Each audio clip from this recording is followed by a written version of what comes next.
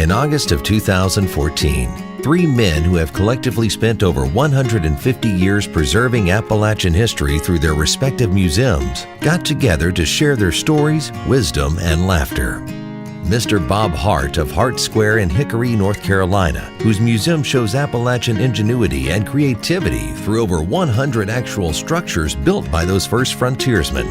Mr. John Rice Irwin of the Museum of Appalachia in Clinton, Tennessee, whose museum powerfully depicts the first-person narratives of the strong, persevering Appalachian.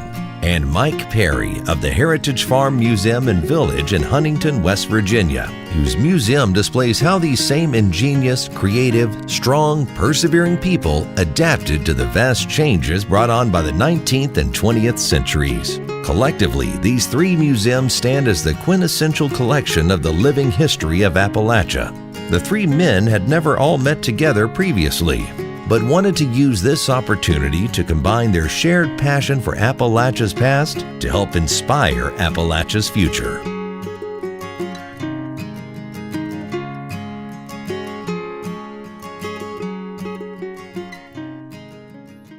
I guess I've known you and been here every year for 30 years.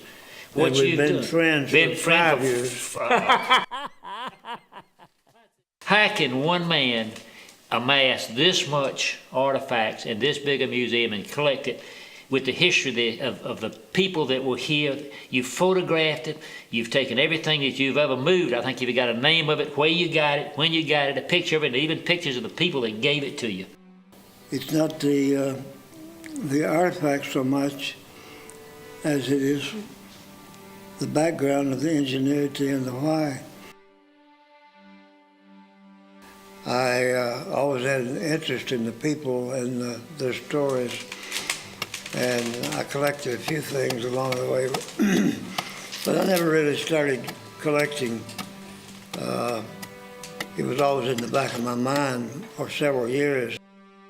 It occurred to me at that time that the identity of these artifacts was going to be lost when they took them to Huntington, West Virginia, wherever they took them, you know.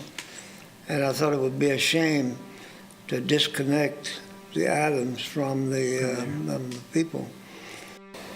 So I decided that I would get a log cabin. Yeah, okay. And the first one I got was just a few miles from here.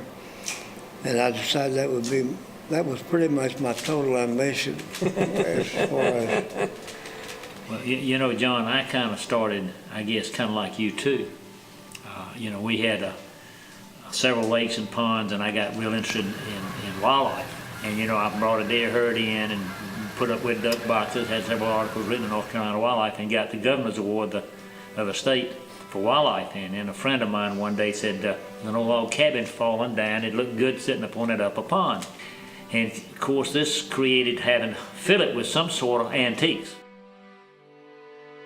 So you had to have a barn, then an outhouse, then a well, and then it wasn't long before there was another cabin. It was, somebody said it looked nice over there, and this thing started mushrooming. Which to me, you know, having this part of the Appalachian heritage right there in the Catawba Valley region, to me that's remarkable. That's remarkable to find that many structures. Henry and I's story is very similar to yours, John. We collected and had no intention of ever creating a museum, but it just kind of grew and grew. We moved from a brick home in the city of Huntington to a farm in a burnout log cabin that only had one strand of electricity and no indoor plumbing, and we moved there with 3 small children. We started cleaning these logs, and we started noticing the as marks and the broad axe, and we started saying, you know, who built this? How did they build it? Why did they build it? And all these things. So we had no background or interest in our Appalachian heritage, but we fell in love with these remarkable people who could build their own home, could raise all of their own food, could make all of their own clothes. And so our story, our museum, is a monument to our ancestors. They were remarkable. You know, all change, and John and I represent a time frame a little different than yours, Mike. Yes. And you carry it from our stage, and you have a little bit in the early 1800s and all, but you carry it from our stage through the Industrial Revolution almost up to now, Yeah. which gives us the full scope of our heritage from real early until the present, which is tying the three together.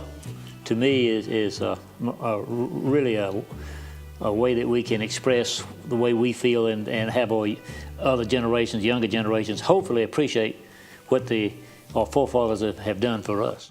We focused very much ours from an educational standpoint. Yeah, we want to preserve the past, but you preserve the past in order to create a better future, by making sure that the school children realize how proud they ought to be of their Appalachian heritage and how unique their ancestors were. And we ought to be proud of them, never ashamed of them, but we need to be proud of them and learn to dream like they did, and then be willing to work hard and to sacrifice as they did in order to make those dreams come true.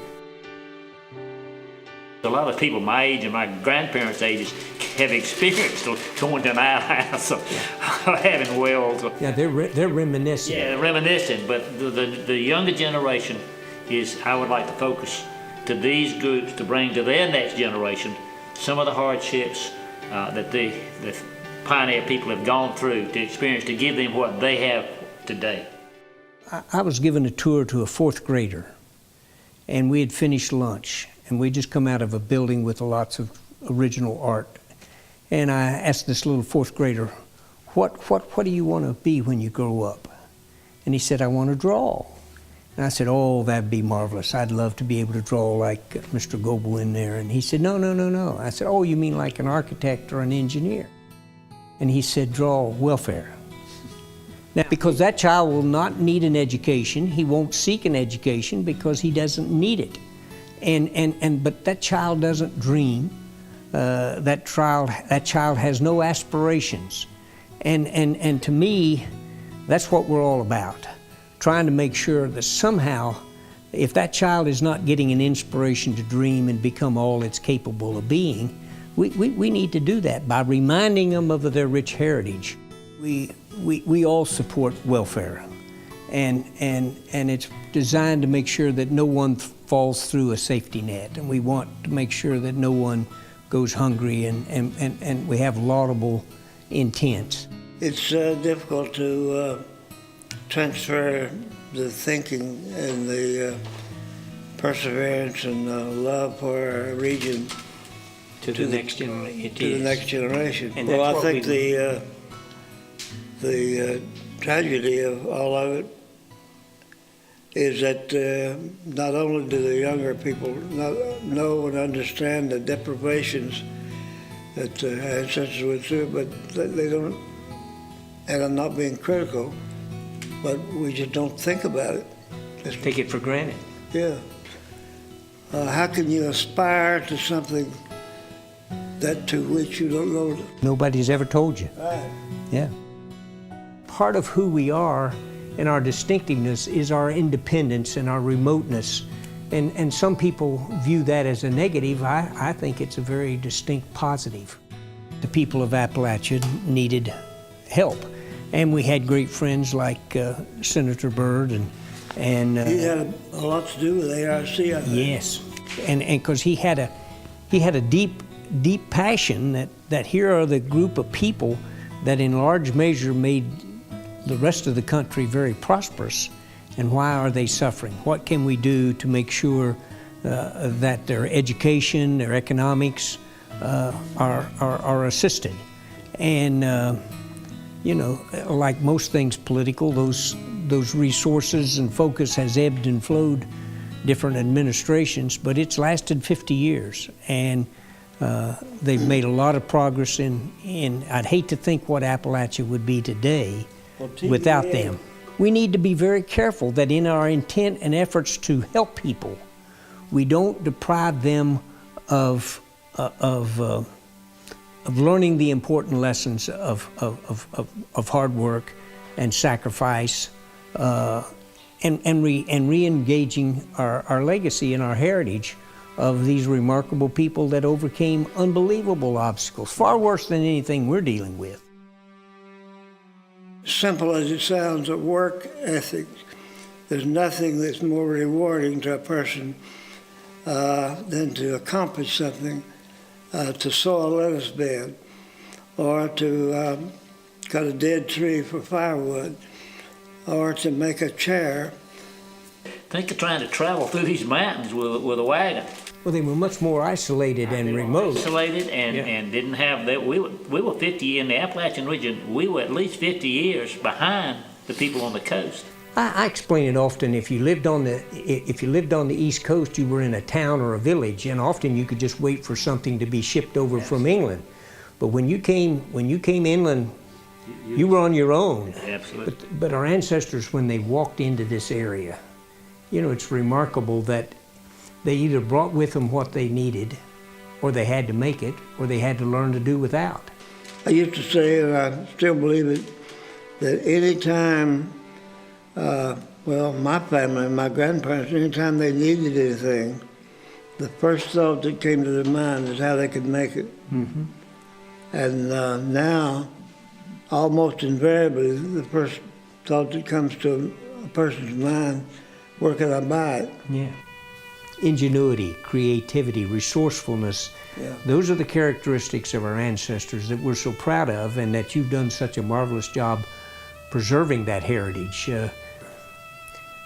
It was the blood, sweat, and tears of the people of Appalachia that provided the fuel and the wood and the coal and the oil and the gas and the steel to build Chicago's and New York's. All of those things that we are accused of tearing our beautiful land up, we didn't use selfishly to take care of people in Appalachia. We exported those things to other parts of the country. And they benefited from the hard work and the deprivation that the people of Appalachia endured in order to provide those resources. And I think part of what we want to do at Heritage Farm is just remind people that you can still dream. You can still imagine a better tomorrow, but it's going to take a lot of dogged determination and hard work, and there's nothing wrong with that. You could take the best of what was the past, not do away with the past. No. But I think it's important. I don't want to go back. We talk about the good old days, but in reality, the good old days weren't always that good. I want to learn from the past, but I want to focus on the future. I'm excited about the future, and I think that's why, as well as preserving the past, I think we want to enhance the appreciation of the characteristics and the work ethics and the resourcefulness and of our ancestors, to inspire children to embrace. They had a dream. They wanted to achieve something in life. They wanted to make sure they made a difference, and they were willing to work very, very hard, and they got a good education, and they wanted to make a difference, and they did. And they wanted to, in addition to that, they wanted to leave something for the children. Yes. I've heard them say legacy.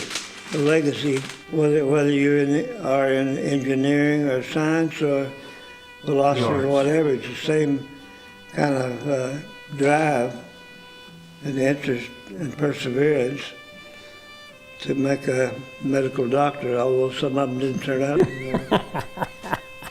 He's gonna keep you humble yet, Bob.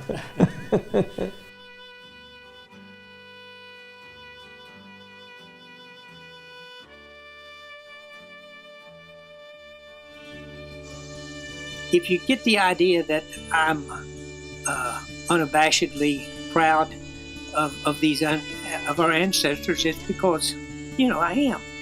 I think they're.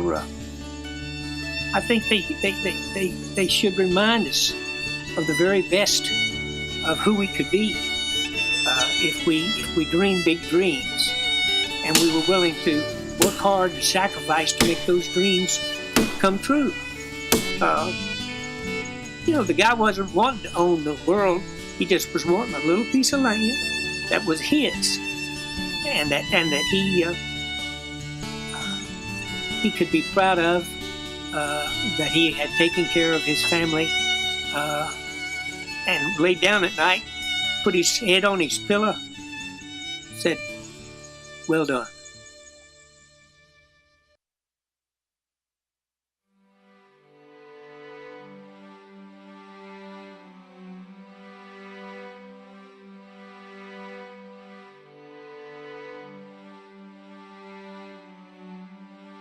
It's not everybody's calling, but I think it's mine.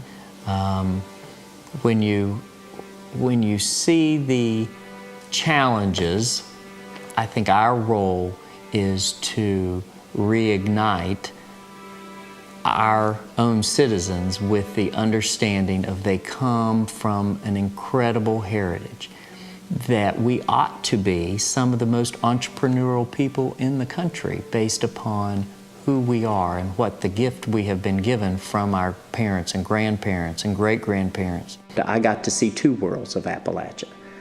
I was fortunate to see the business aspect that my dad grew up in lawyer and banking and all of the political process and government and all the intelligent people within the business community. But at the same time, I also worked with the common laborer here at the farm. In fact, I probably spent as much time with them, feeding the animals, taking care of the farm. And what's amazing about Appalachia is both of those people really have a lot to offer, but they don't see each other very often. This group assumes this one has little to offer, and this group assumes that this one will take advantage of them, and so it doesn't trust them. But the magic is when they come together. Not only is community important back then, but it is still important today for us to work together to see that change that we need to occur. I think a fun example is what is occurring among the three museums as the next generation decides how to bring forth the visions of the previous generation in explaining Appalachia not only to the visiting public but especially to school children. You see that example of community occurring once again. For instance, so you have Rebecca and her youthful enthusiasm with her creativity. Well, this is my first year as executive director, and so now I'm understanding the crazy mayhem that goes into all of this and all the old things that can break, which when things are 200 years old, they're pretty prone to break. So every time I drive around, I stop and I say, oh, is the grist mill working? Is the water working? Or, oh my goodness, have they gotten the wood shavings up? There aren't many friends of mine who are 22 who are worried about grist mills or certain old objects, but it's now my life. Elaine brings that business person. She has that wealth of information of what it takes to keep a place going after decades, and then keeping it fresh and new to the visiting public, and how do you maintain the old yet entice the new. I decided that I really wanted to be here at the museum, and this is where I wanted to raise my children and wanted them to grow up in this atmosphere. In today's society and in today's world, we're relying more and more and more on technology, and which is wonderful in so many cases, but I think it takes us away from our stories and our ancestors, and our the oral history is being lost. And it's difficult if you just sit down with somebody and you say, you know, I want to learn about you. Well, it's kind of hard sometimes. But when you have that constant dialogue, and I think something like this helps to generate that. It's really neat to see all of these museums being kept in a family, because that is true of what Appalachia is. You know, it's full and rich of family traditions and community traditions. And I think that what we have started to form with my grandfather, Audy's father, and Elaine's father was they had a community, a preservation community, and they're passing that tradition down to all of us. And we are working together to keep all three of our places going and to keep a focus on why we're here. And, you know, just spending time with Audy, he has a background in law, so he can really help me and mentor me in getting us a lot of the things that we need to bring kids out there. So basically, in the same way that we would build a cabin, we can't do it as one person or one family. We have to work together as a community. And that's sort of what we're going to do to keep our Appalachian heritage alive as we move forward. I think the three people together have found mutual admiration of, oh, this is how you can help all places be better, and as a community of Appalachia present ourselves well. When kids can understand how something worked back then and how it evolved and how they could be a part of that evolution and sort of in tying their own stories, it teaches kids to be, innovative, but it also teaches kids to be empathetic because they can become part of a story that's larger than themselves. It's a fun story to share. Unfortunately, that story doesn't get told, and frankly, gets marred or told in a different way, usually. These weren't losers. These weren't people who couldn't hang or couldn't make the trip. These were people who simply stopped because they had found what they were looking for. You learn those stories and you learn the whys and the reasons that they had to do things and how they got through the struggles that they did. And I think if you learn that, it helps you in making decisions in your life and it helps you to guide other people, whether it be your children or grandchildren or other people. Once you realize that you have the ability and perhaps the responsibility to improve the world around you, that's not just stuff. That's your home life and your community. You might be the one to figure out how to bring more jobs to your community, how to improve the education, how to improve the health care of those around you. And that's when it gets exciting for them, when they catch fire that, I'm not just waiting on someone else to fix my problems. I have the ability. I think I want them to have a greater appreciation of their ancestors and to feel better about themselves and feel like they can share what they've learned and the feelings that they have with other people, whether that be their children or loved ones or somebody else that God's wanted them to care for. Within each person is amazing opportunity that we just have to give the ability to come alive and tap into. So I think one of our greatest challenges in Appalachia is creating the opportunity for those people to plug in, because for so long they've just assumed that they have no place. Reminding our people that they are valuable and worth knowing is our next step. So what do you think of today? Fantastic. Couldn't have written for better weather. Yeah, I know. You know we're going to turn this thing over to you now. You're going to keep it going so we can open it up to future generations. It would be an honor. I'm going to depend on you. I'm ready for it. All righty.